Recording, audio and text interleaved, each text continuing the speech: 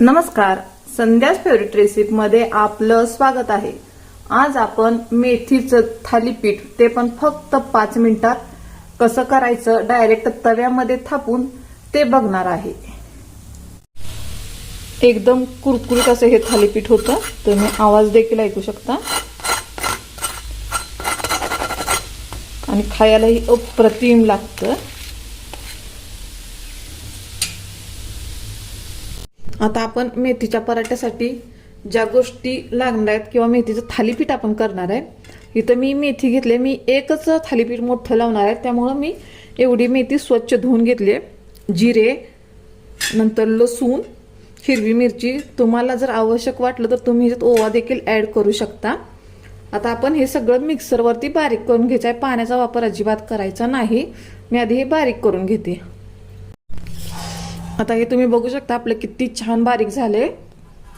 आपण पाण्याचा वापर अजिबात केला नाही, मेथी तर एकदम बारीक झाली आहे।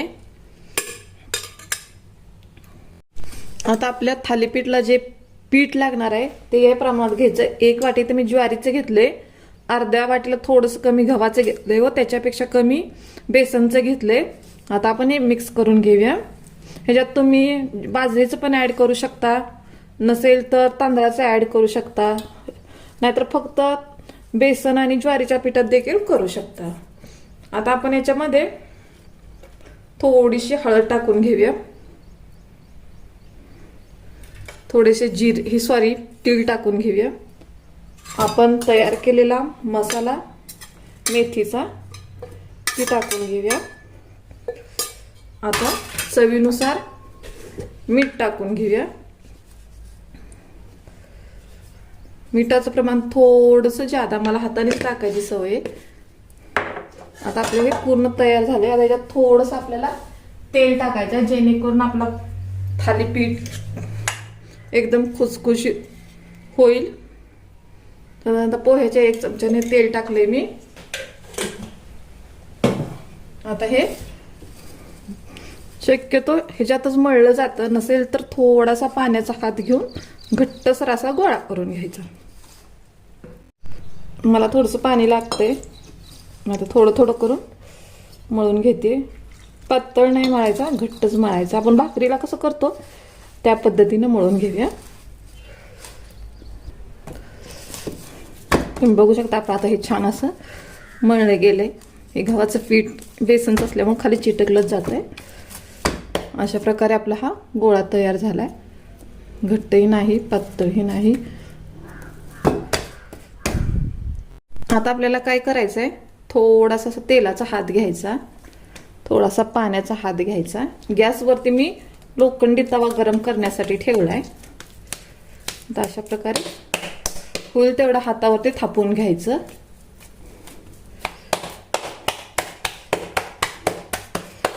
खूप छान आणि पटपट होतो। फक्त 5 मिनिटात हा मेथीचा पराठा होऊन जातो। आपला आता एवढा थापला गेलाय। थोडासा अजून तेलाचा हात घेऊन अशा प्रकारे थापून घ्यायचा। ही जाडसरच असते थालीपीठ म्हणजे थापून केलेलं।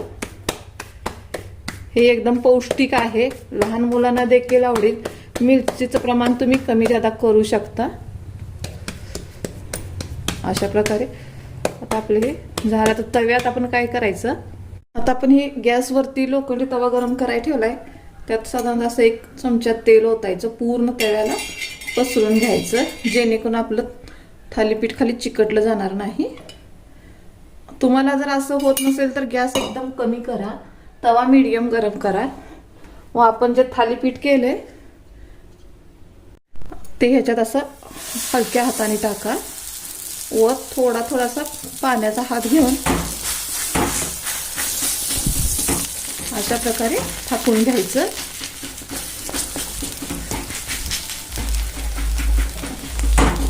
हे एकदम असं पातळ करायचं नाही, हलकंसं जाडच ठेवायचं।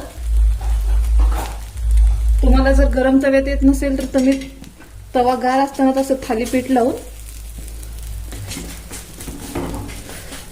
तव्यावरती ठेवू शकता, म्हणजे गॅसवरती ठेवू शकता.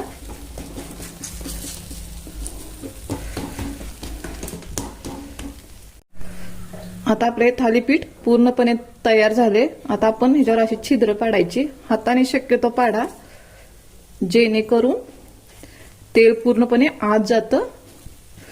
ज्यादा नाही पोळत, एवढं हे करायची गरज नाही. जर पोळत असेल तर तुम्ही चाकूच्या किंवा चमचेच्या साह्याने देखील पाडू शकता. झटकीपट होणार हे मेथीचं पराठा अतिशय खमंग लागतं. अशा प्रकारे मी आता छिद्र पाडले. वाटलं तर थोडंच असं खाली हे करून घ्यायचं. गॅस एकदम कमीच ठेवायचा. आता काय करायचं, साईडनं तेल सोडायचं आणि आपण जे छिद्र आहेत त्याच्यातने पण तेल सोडायचं व मीडियम गॅसवरती त्याला एक 5 मिनिटं छान असं वाफवू द्यायचं. त्याच्यासाठी वरून झाकण ठेवायचं. आता एक 5 ते 7 मिनिट झालेत. आपण झाकण काढूया.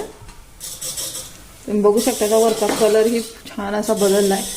वा, अजिबात हाताला चिटकत नाही. आता काय करायचं, आपल्याला हे पलटून घ्यायचं आहे. आता आपण पलटून घेऊया. थोडंसं चिटकण्याची शक्यता असते, काही हरकत नाही, काढून घ्यायचं. तुम्ही बघू शकता किती छान आणि खरपूस आपलं हे झालं आहे. आता तेल टाकून दोन्ही ह्या आता खालच्या बाजूने 5 मिनिटं भाजून घेऊया.